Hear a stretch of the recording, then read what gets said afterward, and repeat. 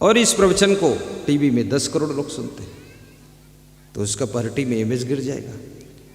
तो हमने कहा ठीक है, वास्तव में आप गरीब घर में अगर पैदा हुए हैं, टेंशन करने की जरूरत नहीं है। आपके पास कुछ भी नहीं है, आपको कोई चिंता करने की जरूरत नहीं है। सबसे बड़ा धन रुपया पैसे का धन सबसे बड़ा धन नहीं होता है, सोना चांदी का धन सबसे बड़ा धन नहीं होता है। सबसे बड़ा धन तुम्हारे अच्छे अच्छे गुणों का धन होता है, तुम्हारी अच्छी कलाओं का धन होता है। अगर आप में अच्छे गुण हैं तो आप धन वालों से भी आगे जा सकते हैं, इसलिए गुणवान बनो। अच्छा मकान बनाने के लिए तो पैसे चाहिए, अच्छी गाड़ी लाने के लिए पैसे चाहिए, लेकिन गुणवान बनने के लिए पैसे नहीं चाहिए। और गुणवान बन गए तो उससे पैसे भी मिलेंगे, सम्मान भी मिलेगा, आदर भी मिलेगा, पद भी मिलेगा। आज राजनेताओं को भी सीखना चाहिए, घोटाला करने की जरूरत नहीं है। श्रीमान जी, आपके देश का ये नेता कोई घोटाला नहीं किया और देश के उच्च पद पर बैठा हुआ है। कैसे बैठा हुआ है? ये अपने गुणों से बैठा हुआ है।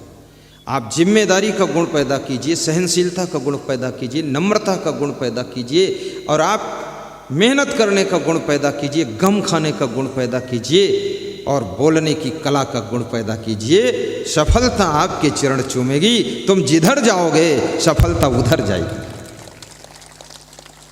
बात प्रधानमंत्री की नहीं है, आपकी जिंदगी में यही बात है।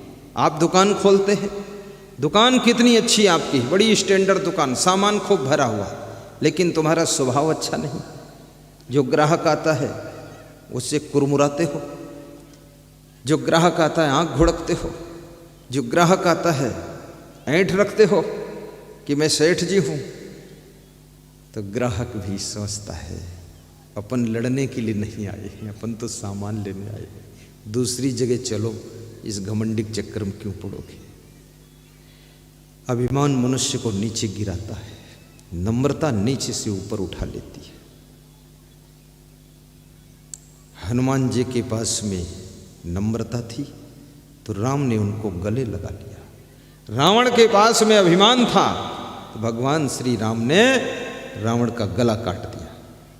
याद रखना, नम्रता बहुत बड़ी शक्ति है, और प्रसन्नता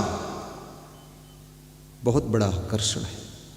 प्रसन्न रहकर तो देखो, तुम खुश, कहीं सड़क किनारे खड़े हो जाओ, खुश होकर तो देखो।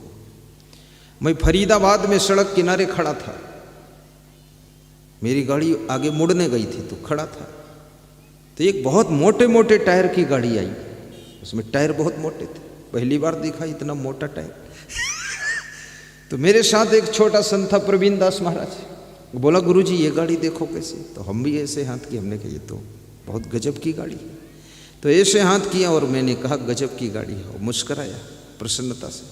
तो जो गाड़ी चला रहा था उसके साइड में उसकी पत्नी बैठी थी या कौन लेडीज बैठी थी, उसने कहा शीशा खोलो। गाड़ी रोका, बात किया मुझसे कि तुम भजन कीर्तन करते हो, संत हो? हमने कहा हाँ।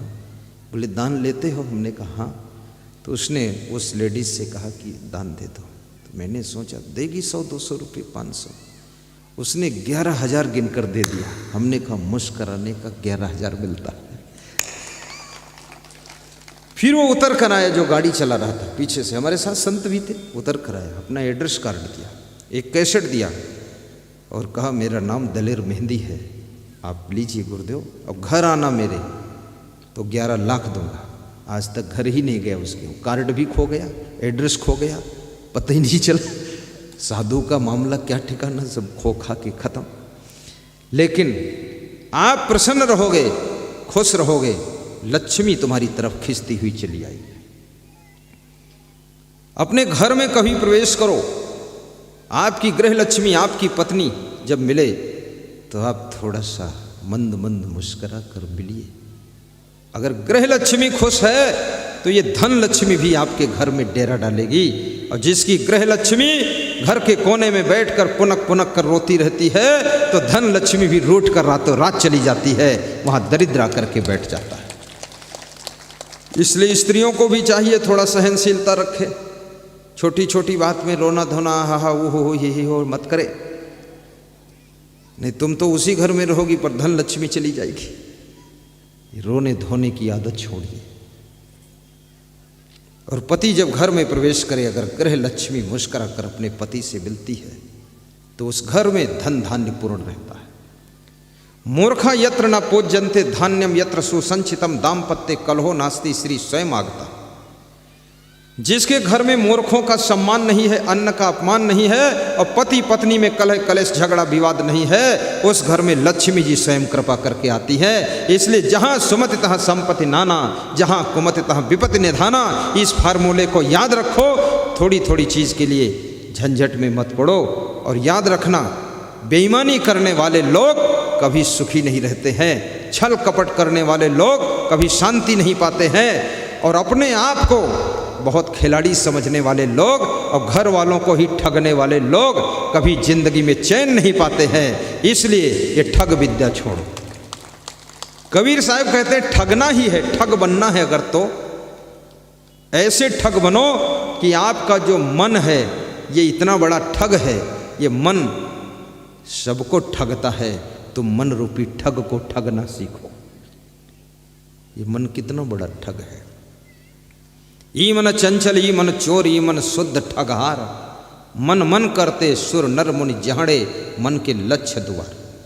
इस चंचल मन ने इंद्रदेव को भी ठग लिया था।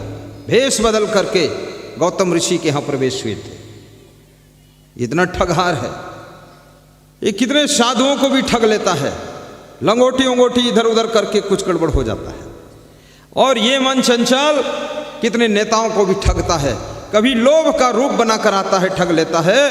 कभी काम वासना का रूप बनाकर ठग लेता है। ये मन रूपी ठग इतना खतरनाक है, जो इस मन ठग से बच गया, याद रखना वो दुनिया में चमकता हुआ सितारा बनता है।